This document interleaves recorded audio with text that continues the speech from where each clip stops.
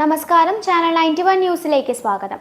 2024 ഫെബ്രുവരിയിൽ ധനമന്ത്രി നിർമ്മല സീതാരാമൻ ഇടക്കാല ബജറ്റ് അവതരിപ്പിച്ചപ്പോൾ 2024 പൊതു തെരഞ്ഞെടുപ്പ് ലക്ഷ്യമിട്ട് അത് സൗജന്യങ്ങൾ നിറഞ്ഞതായിരിക്കുമെന്ന് പലരും പ്രതീക്ഷിച്ചിരുന്നു.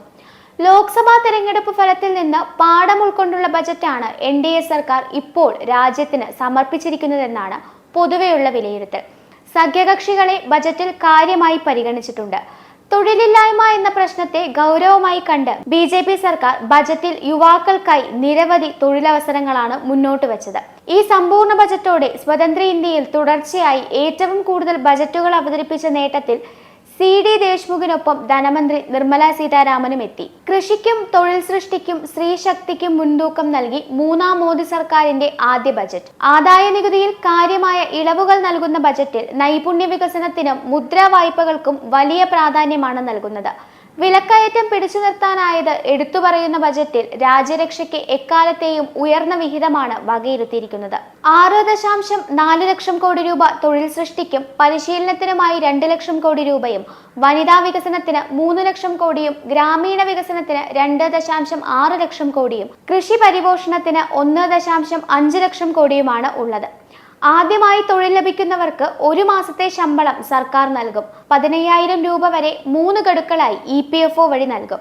2.10 കോടി യുവാക്കൾക്ക് പ്രയോജനകരമാണ് ഈ പദ്ധതി. 1000 ITIകൾ നവീകരിക്കും. 7.5 ലക്ഷം വരെ നൈപുണ്യ വായ്പ. രാജ്യത്തെ സ്ഥാപനങ്ങളിലെ ഉന്നത വിദ്യാഭ്യാസത്തിന് 3% പലിശയ്ക്ക് 10 ലക്ഷം വരെ വായ്പ 1 ലക്ഷം വിദ്യാർത്ഥികൾക്ക് വൗച്ചറായി നൽകും. കേന്ദ്ര ബജറ്റിൽ റെയിൽവേക്ക് 2,62,200 കോടിയാണ് നീക്കിവെച്ചതെന്ന് കേന്ദ്ര റെയിൽവേ മന്ത്രി അശ്വിനി വൈഷ്ണവ് വാർത്താ സമ്മേളനത്തിൽ അറിയിച്ചു. UPA സർക്കാരിന്റെ കാലത്ത് 35,000 കോടി മാത്രമാണ് റെയിൽവേക്ക് നീക്കിവെച്ചത്. 1,80,000 കോടി സുരക്ഷാ വർധനയ്ക്ക് വിനിയോഗിക്കും. കവച് 4.0 കഴിഞ്ഞ ദിവസം അംഗീകാരം ലഭിച്ചു.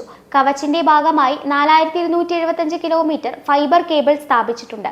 വർദ്ധിച്ചു വരുന്ന ആവശ്യം പരിഗണിച്ച് പുതിയതായി 10,000 ജനറൽ കോച്ചുകൾ കൂടി നിർമ്മിക്കും. നിലവിൽ നിർമ്മിക്കുന്ന 25,000 ജനറലുകൾക്ക് പുറമെയാണിത്. ഇപ്പോഴത്തെ വന്ദേ ഭാരത് ട്രെയിനുകൾക്ക് പുറമെ വന്ദേ ഭാരത് സ്ലീപ്പർ, അമർ ഭാരത് തുടങ്ങിയ ട്രെയിനുകളും ഉടൻ ആരംഭിക്കും. കൂടാതെ കിസാൻ ക്രെഡിറ്റ് കാർഡ് 5 സംസ്ഥാനങ്ങളിൽ കൂടി, 10,000 കർഷക കേന്ദ്രങ്ങൾ സ്ഥാപിക്കും. ജൈവ കൃഷിക്ക് സർട്ടിഫിക്കേഷൻ, മികച്ച വിളവ് നൽകുന്ന 109 ഇനം വിത്തുകൾ ലഭ്യമാക്കും. ചെമ്മീൻ കൃഷിക്കും കയറ്റുമതിക്കും പ്രോത്സാഹനം. വനവാസികൾക്ക് 2.6 ലക്ഷം കോടി രൂപയുടെ ജനജാതീയ ഉന്നത് അഭിമാൻ. ചെറുകിട സംരംഭങ്ങൾക്ക് ഈടുവേണ്ടാത്ത വായ്പ. മുദ്രാ വായ്പകളുടെ പരിധി 10 ലക്ഷം എന്നത് 20 ലക്ഷം രൂപയാക്കി. ഭക്ഷ്യസുരക്ഷയ്ക്ക് 150 യൂണിറ്റുകൾ. 1 കോടി യുവാക്കൾക്ക് കമ്പനികളിൽ പരിശീലനം. സ്റ്റൈപ്പൻഡ് 5,000 രൂപ. പ്രധാനമന്ത്രി ആവാസ് യോജനയിൽ 1 കോടി വീടുകൾ കൂടി. ആന്ധ്രയ്ക്കും ബീഹാറിനും പ്രത്യേക പാക്കേജുകൾ. കിഴക്കൻ സംസ്ഥാനങ്ങളുടെ വികസനത്തിന് പൂർവോദയ. ബഹിരാകാശ മേഖലയ്ക്ക് 1,000 കോടി. നഗരങ്ങളിൽ തൊഴിലാളികൾക്ക് ഡോർമെറ്ററികൾ. വിനോദസഞ്ചാരത്തിന് ഇടനാഴികൾ. നളന്തയ്ക്ക് പ്രത്യേക പദ്ധതി.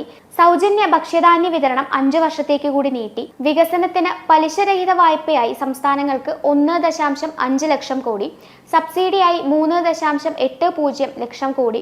ജനങ്ങൾക്ക് 25,000 മേഖലകളിൽ കൂടി ഗ്രാമീണ റോഡ് പദ്ധതി. ഹിമാലയൻ സംസ്ഥാനങ്ങൾക്ക് പ്രളയ സഹായം തുടങ്ങി ഒട്ടനവധി വികസന ലക്ഷ്യങ്ങളാണ് ഇത്തവണത്തെ ബജറ്റിൽ അവതരിപ്പിച്ചത്.